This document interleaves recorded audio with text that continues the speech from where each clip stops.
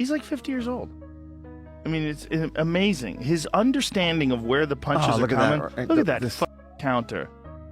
His understanding of, is that the dude he boxed? Yeah, he's talking about the video. Oh, let's hear him say it. What he said.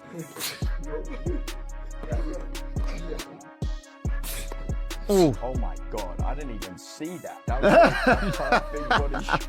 Look, he's coming. And he touched you with that. Yeah, just touched him. Oh, Jesus. He's going to have an exhibition with Tyson, which is crazy. Yeah, that's crazy. Mike is so much bigger than him. Yeah, he's but so much bigger than him. he's not going to land a fist on Mayweather. Right. It's Not after hard. his last performance. You know, I think Tyson just needs What do to you get think was going on with that, the last one? It looked a little bit like sparring.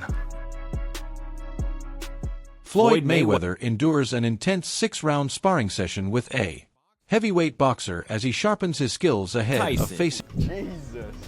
That's funny. That If he wanted got to a good, take you down with that liver shot, he would have taken you down. Yeah, easily. He's just tapping him up. But it's that guy's got a great sense of humor about it. It's very funny how he's laughing about it. Floyd Mayweather moves with precision and focus during sparring sessions, demonstrating fluid combinations, sharp reflexes, and controlled power that leave his training partners on. But, you know, I mean, you got to think this guy is 50 years old. I mean, how old is Floyd now? He's got to be close to 50. Got to be late 40s, 48. Yeah, late 40s. But, I mean, past his prime and still just making millions of dollars fighting Doing people that have exhibition no fights. business. He's really brilliant. What he's doing is brilliant because he gets these guys to fight him. They have no business fighting him. He's making millions of dollars. Yeah. He puts on a show. Do you see the one he did? I guess it was in Dubai, where he took the ring card and he was walking around in between rounds holding the ring card. Oh my God, He I took didn't it from see the that ring one. card girl. He was just having a blast. I saw the After this session, Floyd sparred with another fighter.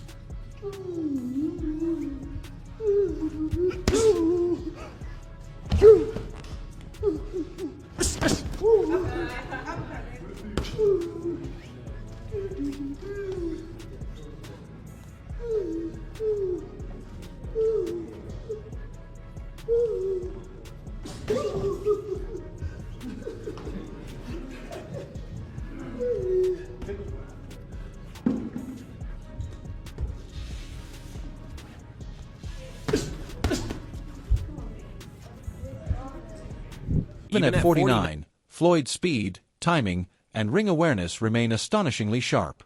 It is a warning for Tyson that Floyd is still at peak performance.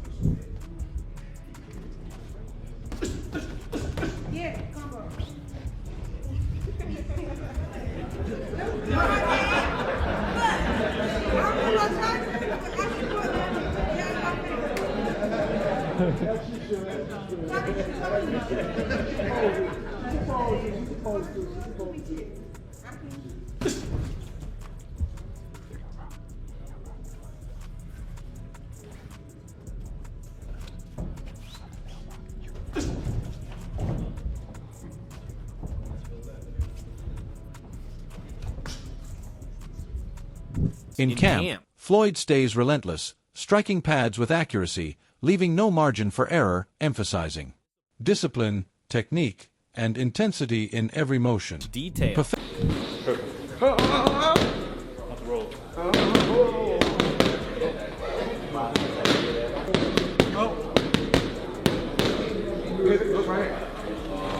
Right hand hook.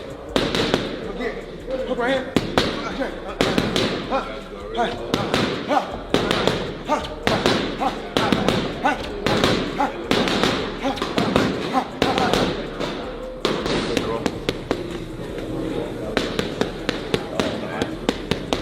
slide, and drop. Punch it, wait it, here we go. Drop, drop. Walk it, walk it, walk it. Pitch it. Pitch it. 6, 6. Punch it. Pitch it.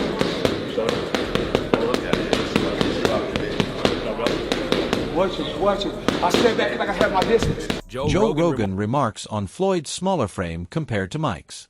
But Trent argues Mike's past performance against Jake Paul proves he cannot land. The last one. It looked a little bit like sparring. Yeah, I don't know. I think it was scripted. Yeah. I ain't never seen Tyson biting his gloves, and like you could just, it was taking all that he could not to like hit him. And it was just like, it's heartbreaking to see a icon go out like that. Yeah. You know, and but it's crazy also to see him fight at 57 years old. Like, that's nuts. But still, like, he shouldn't have been in there at all. You know, I think it's other ways. Yeah. You know, it's other ways for. But what did he get? People. He got at least 20, right? Yeah, but still, I think. I think he needed that money. Yeah, but with all his connections and things like that, I think people could have put him in the right position to make some money. If he's got people with him that are looking out for his best interest. But you know how it is. When there's a guy like that that's a big name, usually everybody around him pretends they're looking out for their best interest, but there's always lawsuits later on. You find out someone was stealing money or not paying him what he deserved. There's always a bunch of bullshit involved. Yeah.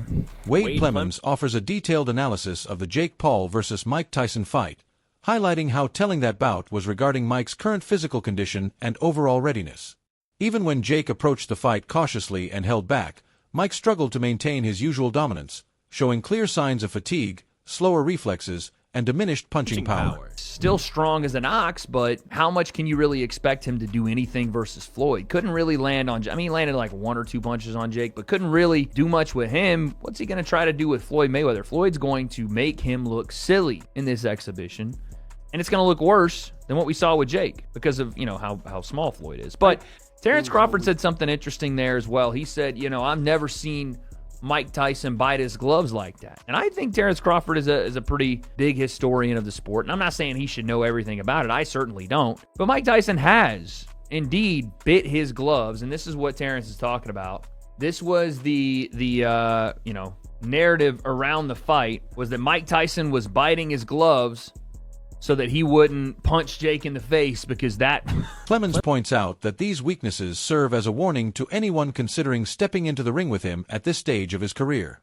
Shifting focus to the anticipated fight against Floyd Mayweather, he emphasizes that Mike will face a far more challenging opponent. Unlike Jake, Floyd's approach relies not on brute strength, but on precision, speed, timing, and technical mastery. His combinations are calculated. His accuracy, relentless, and his ability to exploit an opponent's mistakes makes him a formidable challenge for anyone, even a legend like Tyson. According to Clemens, the matchup carries significant risk and may be unnecessary as it highlights Mike's vulnerabilities while giving Floyd a clear tactical edge. He concludes that the fight is not just difficult. It is a contest that probably shouldn't even be happening given the imbalance in red. And even the great Teddy Atlas has spoken about this with Tyson and his career. Questions out there, my son told me, about the thumb biting, okay? Thumb biting, right? And we're not talking about the thumb biting with your nephews or with your children or, with that stuff. We're talking about Mike Tyson biting his thumb during the call. First of all, that's something that he did in his amateur days, he did in his pro days, and now, of course, he did it again. That's something that he has done. And he's, for people that follow Mike Tyson, his career, they've seen it before. People are saying, and Tyson's smart, he's witty. He knows what to say. He knows the image. He knows the importance of having that image, how important. That's why he got all the money. It wasn't about what he had left at 58. It was what maybe he might have, and the image, the scary guy. Jeff Mayweather breaks down why Floyd Mayweather's fights continue to capture attention and why certain matchups generate so much discussion. He believes that part of Floyd's enduring appeal comes from the perception that he was often the bad guy in boxing. Fans frequently felt that some of his victories, particularly against high-profile opponents, left questions unresolved and created the impression that the wrong guy won. Floyd's personality contributed heavily to this narrative. He never shied away from provoking audiences or making statements that fueled dislike, and he consistently maintained that tension throughout his career. According to Jeff, this deliberate antagonism became a major reason why fans remained invested, attending fights and tuning in to witness the ongoing story. He also explains that the fight with Manny... Do you like the fight as a matchup? I mean, it's not like Floyd's jumping in with someone who's been necessarily so active. I know Manny had a fight last year, but other than that, he was off for a while. So yeah, what do you think of the matchup itself? I don't think that the matchup is really off, because I mean, he fought Barrios, and I don't know if he had any more fights in between that or whatever. But the thing is that you got two guys that are, old for boxing, but it's good for them to be fighting one another. So, and plus they are two of the greatest fighters in boxing history. So, that part is easy to sell. That part is easy to sell. But the one thing is that it took a long time for that fight to happen. Many believe the outcome did not satisfy the public's desire to see Floyd challenged, which is why discussions about rematches or exhibition bouts persist. Jeff emphasizes that this dynamic with Floyd as the villain who repeatedly defeats challengers drives both excitement and revenue. Beyond commentary, Jeff is now focusing on personal ventures, including his new YouTube channel, Jeff Mayweather Official, and his clothing line, Playhouse Athletic, which he sees as a reflection of his family legacy. Through these projects, he continues to engage fans while celebrating the broader Mayweather brand.